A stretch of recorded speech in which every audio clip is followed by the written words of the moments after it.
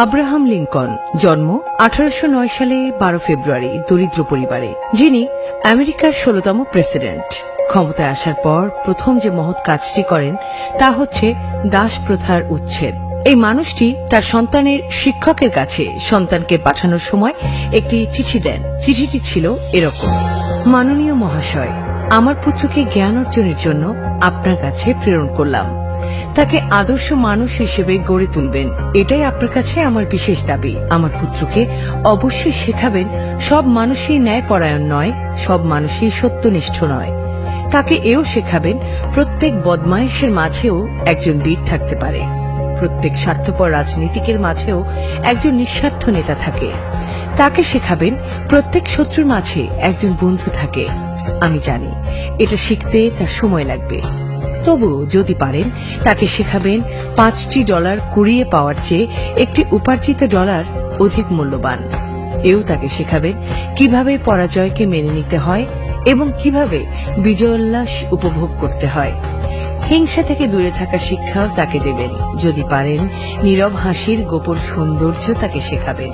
সে যেন আগে ভাগেই এই কথা বুঝতে শেখে, যারা পীড়নকারী তাদেরই সহজে কাবু করা যায়। বইয়ের মাঝে কি রহস্য লুকিয়ে আছে তাও তাকে বুঝতে শেখাবেন।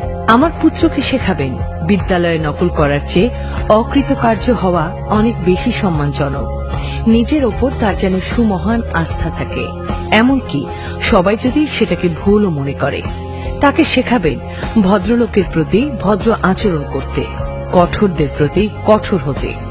আমার পুত্র যেন এই শক্তি পায়, সে যেন সবার কথা শোনে এবং তার সত্যের পর্দায় ছেঁকে যেন ভালোটাই শুধু গ্রহণ করে। এই শিক্ষাও তাকে দেবেন।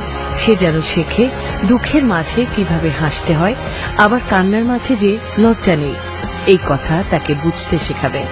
যারা নির্দয় নির্মম তাদের যেন সে ঘৃণা করতে শেখে, আর অতিরিক্ত আরামায়েশ থেকে সাবধান থাকে। আমার পুত্রের প্রতি সদয় আচরণ করবেন, কিন্তু সোহাগ করবেন না, কেননা আগুনে পুড়েই ইস্পাত খাঁটি হয়।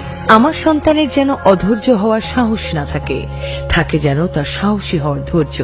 তাকে এই শিক্ষাও দেবেন নিজের প্রতি তার যেন সুমহান আস্থা থাকে, আর তখনই তার সুমহান আস্থা থাকবে মানব জাতির প্রতি। সশ্রদ্ধ সালাম, আব্রাহাম।